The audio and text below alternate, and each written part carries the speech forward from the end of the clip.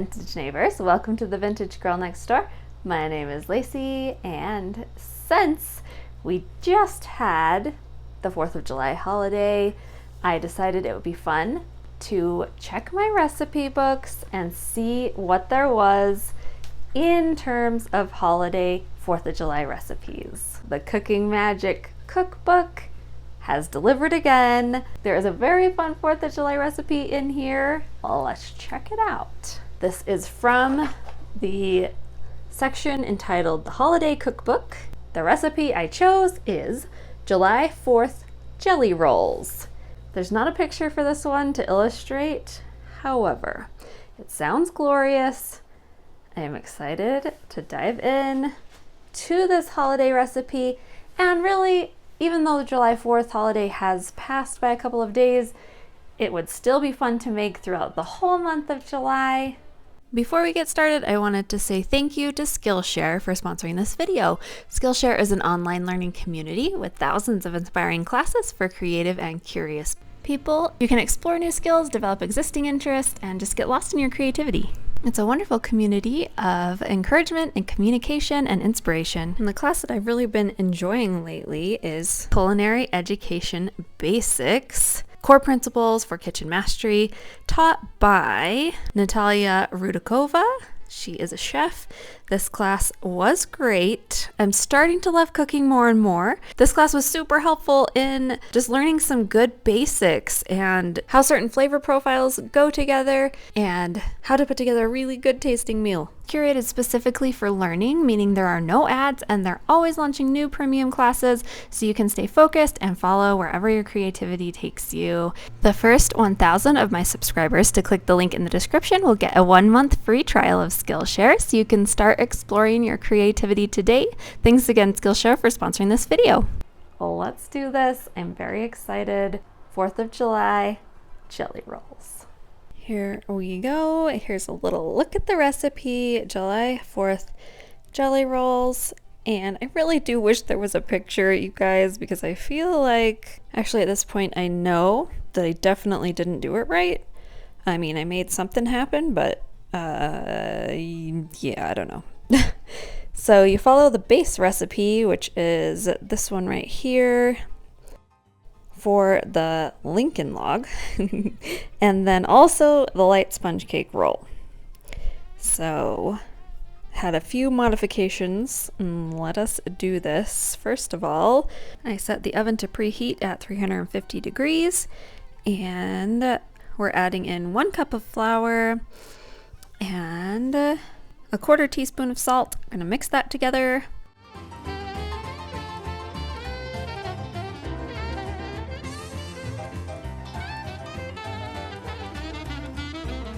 And then in a separate bowl, we are going to put 4 egg yolks, and you use the egg whites in the next step as well. So just separating those egg yolks from the whites.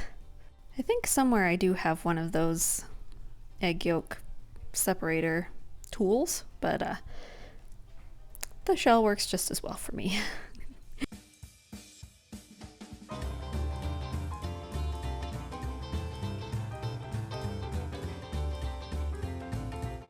And now we are gonna beat until very thick and lemon colored. The 4 egg yolks, 1/2 cup sugar, 1/4 cup water, and 1.5 teaspoons of vanilla. And it did take quite a while of mixing before it started getting to where it was very thick and lighter in color. Just kept at it until it started thickening up and looking somewhat the way I think it was supposed to look.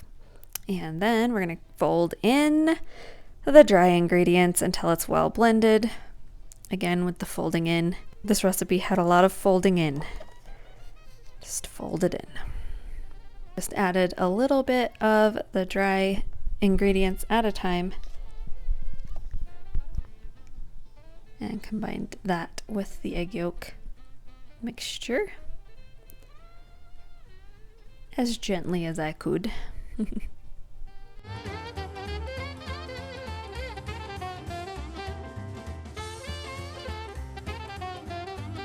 it did mix together pretty well. Didn't get clumpy or anything like that. It was pretty easy.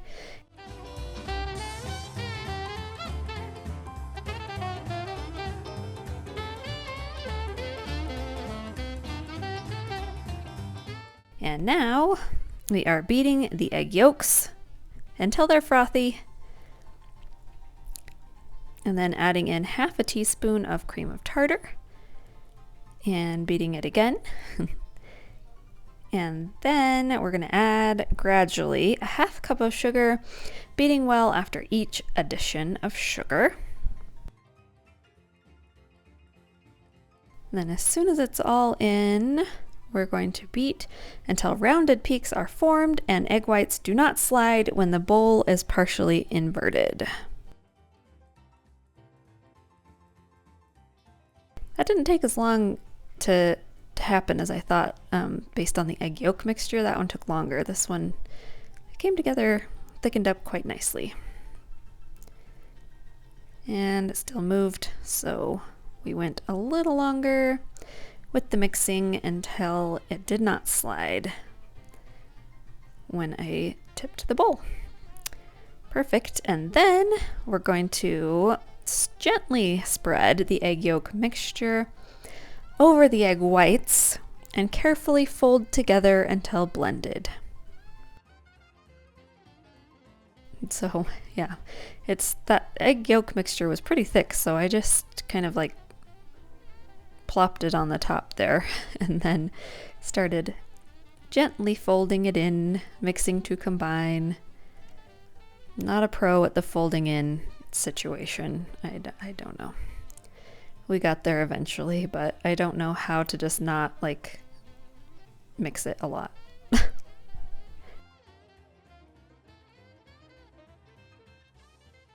So then, as soon as that's all mixed, we're going to prepare our cake pan, and this is a 15.5 by 10.5 inch jelly roll pan. Really, it is a lasagna pan, is what the label said, but it was the right measurements, so we went with it. And then we're supposed to line the pan with wax paper. I didn't have any, I used parchment paper. And then, so you grease the pan, and then put the paper, and then grease the paper. And then putting the batter into the pan and spreading it evenly to all the edges. And then we're going to bake this, like I said, 350 degrees for 20 to 25 minutes or until the cake tests done.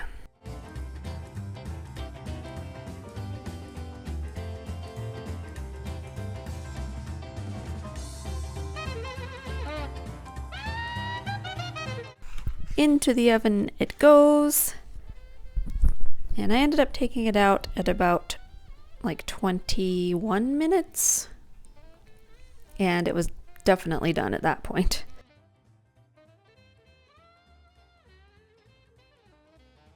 Okay, so cake is done, and we are supposed to turn it onto a towel. With longer side nearest you, roll the cake. So I was getting confused about how to roll it. Also, it was hard to get it out of the pan when it was hot. I finally was able to get it and just kind of like flop it out, but I was concerned. And so I put confectioner's sugar on the towel as per the instructions, and then I'm just trimming off the edges because they were slightly crispier, I guess.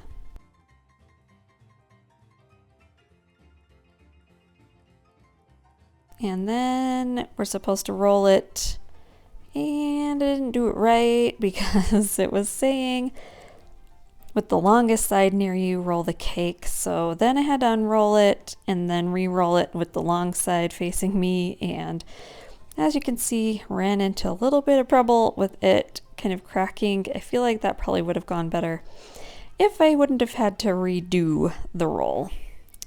So, but then I'm just going to set that aside and let it cool. And now that it is cool, we're going to unroll it and spread red jelly or jam, cherry, strawberry, raspberry, or currant, it says. I went with strawberry jam. I did get seedless strawberry jam.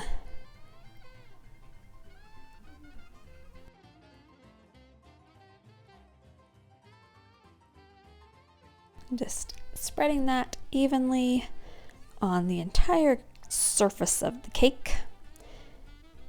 And this part I got confused again, so I'll read the directions. I know I didn't do it right. I did something. So it says cut cake into thirds lengthwise. Again, with longer side nearest you, roll each section. Fasten with wooden toothpicks. Cut each rolled section into thirds. To make firecrackers, insert a maraschino cherry strip in the end of each roll for the fuse.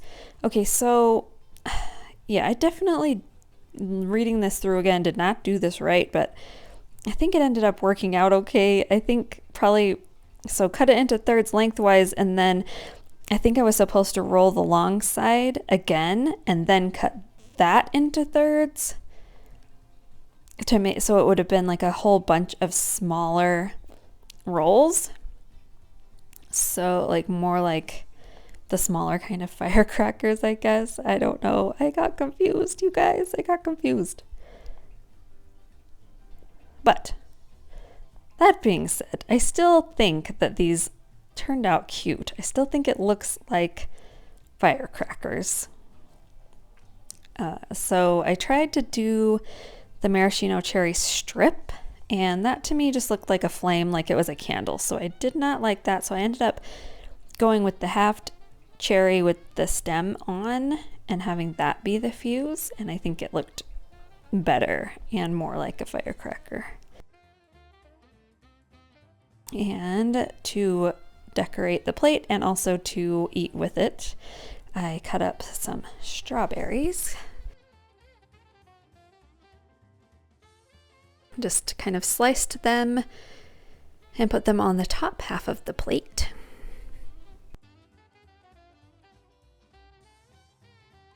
And then needed some blue in there, so I added some blueberries to the bottom half of the plate. And here we have it. Like I said, definitely didn't do it right. It still looks cute. Still looks like firecrackers to me, or like a big firework. So I mean, it's fine, right? It's fine. The firecracker cake is done. 4th of July jelly rolls. Excuse me. I feel like it's called a firecracker cake for some reason. Look how cute it looks. I love it. I think it turned out awesome.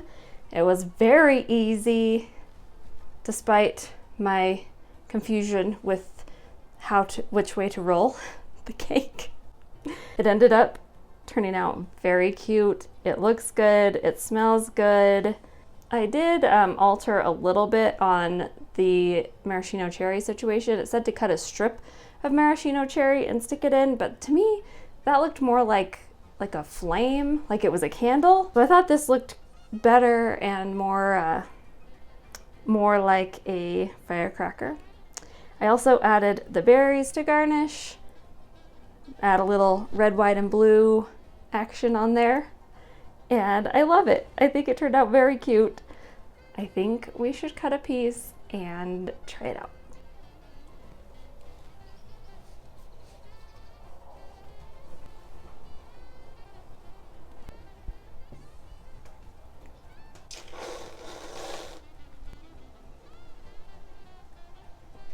I love it. It looks very cute. It looks so cute. I decided it needed some whipped cream. I feel like that is a must. Let's taste it. I'm excited.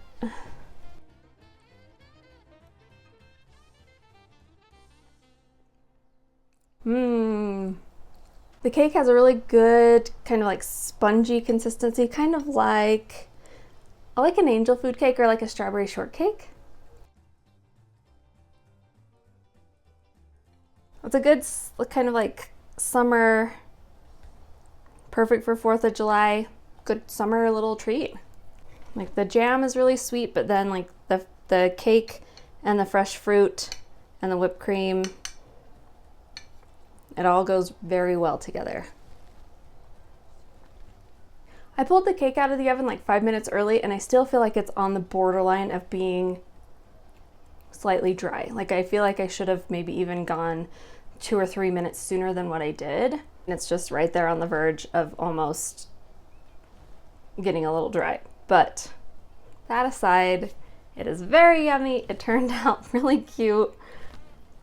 Like just the look of it alone, I feel like it would go wonderful for like a 4th of July picnic, 4th of July like barbecue, something like that. Very cute. I'm happy with it. You know what else I think would be really yummy? Is if you spread the inside with cream cheese and then maybe like raspberry jam instead of the strawberry. I feel like the strawberry jam's like a little too sweet, but like a layer of cream cheese and then a layer of raspberry jam, that would be so good. I think if I made it again, that's what I would probably do differently. But other than that, very cute, very fun 1950s recipe for the 4th of July. I'm very happy with how it turned out. I hope that you enjoyed this little 1950s recipe, retro recipe for the 4th of July. If you did, feel free to give this video a thumbs up. That really does help me out. And if you are new and you have not subscribed already, please do so. I'd love to have you stick around the vintage neighborhood for more of our vintage fun. Thank you so much for being here, and I hope that wherever you are in the world that you are feeling safe and feeling loved. And I will see you very soon in my next video. Bye.